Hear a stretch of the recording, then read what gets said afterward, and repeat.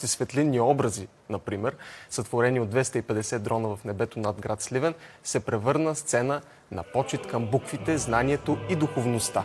Шоуто пресъздаде ликовете на светите братя Кирил и Методий, създателите на българската азбука. В сиянието на стотици дронове оживяха буквите и символи на култура, просвета и национална идентичност.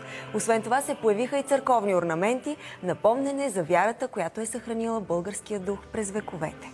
Много модерни станаха този тип светлинни ефекти. Вместо да се пуска заря, която стресира животните, както сме казвали многократно, която замърсява въздуха, плаши птиците и така нататък, се прави това с дронове.